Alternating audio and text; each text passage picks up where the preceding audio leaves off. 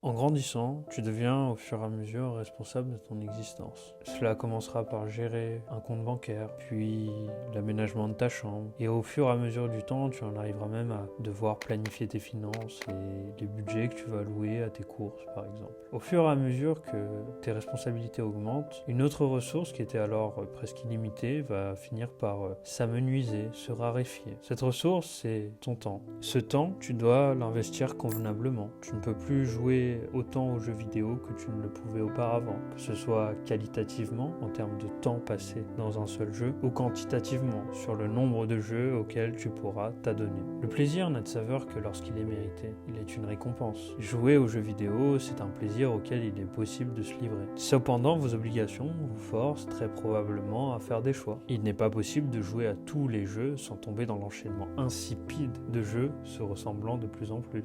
Vous vous forcerez à jouer parce que vous pensez que vous aimez cela. Et finalement, vous jouerez plus machinalement que par réel intérêt. Les expériences finiront par se ressembler. Elles se compareront les unes aux autres. Vous regretterez les qualités d'un jeu fait précédemment ou vous refuserez de tolérer les défauts d'un autre. En somme, les jeux perdront de cette aura un peu magique et tout ce qui vous restera, ce sera une technique pure du jeu, des lignes de code bien trop apparentes et des scripts préétablis. C'est alors que vous ne verrez que des boucles de gameplay. Prenons un exemple personnel. J'ai joué à Persona 5 Royal juste avant de jouer au remake de Persona 3 sorti plus tôt cette année. Ce qui en résulte de Persona 3, c'est une expérience un peu moins polie. Le jeu est plus vieux, là où Persona 5 offrait des donjons variés avec un storytelling plus engageant. Côté Persona 3, c'est une expérience beaucoup plus brute avec un tartare ayant des étages générés aléatoirement. La comparaison est forcée entre les deux titres et on pourrait être tenté de qualifier une des expériences comme supérieure à l'autre et manquer au final une substance de ce que le jeu a voulu nous raconter. C'est pour cela qu'à mon sens, il faut accepter qu'une très petite part de jeux vidéo seulement jalonnera votre existence. Cependant, à ce jour, le jeu vidéo est davantage considéré comme un produit et non comme une œuvre humaine, créative et digne.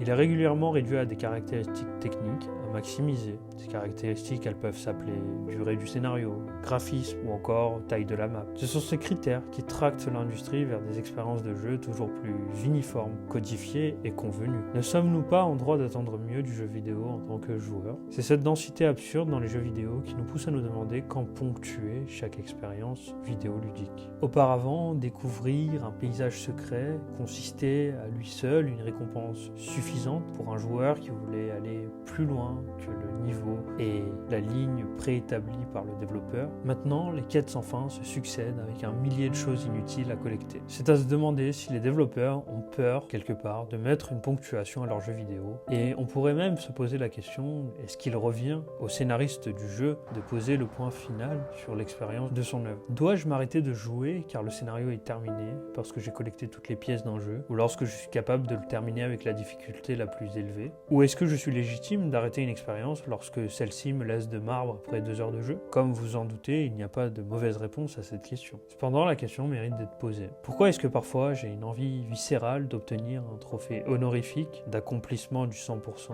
alors que d'autres fois, un scénario de 6 heures peut être vécu comme une véritable purge? À mon sens, cela vient d'une question d'amour, d'atomes crochus peut-être. Est-ce que le monde fictionnel prend de l'épaisseur pour moi? Le scénario terminé, nous sommes enfin délivrés du suspense et de la frénésie qui nous aspire en avant pour connaître la suite de la narration. C'est un peu comme regarder en étant enfant plusieurs fois la même cassette. Cela ne nous ennuie pas et cela prolonge en quelque sorte ces personnages que l'on voudrait continuer à voir vivre. Il s'installe alors un vide en nous, la fin du jeu nous hante. On se demande pourquoi on se sent si vide et comment on pourrait potentiellement retransformer l'essai et revivre l'aventure. C'est à ce moment-là que s'offrent à nous des options comme le New Game Plus ou le déblocage d'une nouvelle difficulté pour refaire le jeu. Et j'ai envie de dire, c'est dans ces moments-là que ça vaut le coup de reprendre la manette et d'aller chercher toutes ces fichues noix. Le jeu nous ouvre alors une dimension nouvelle. On se surprend à s'arrêter pour s'imprégner de l'ambiance du jeu, à prendre des risques nouveaux, à fouiller pour gratter des fragments de scénario supplémentaires. Tout cela pour compléter notre propre compréhension de cet univers qui inexorablement se refermera bien trop tôt sur lui-même.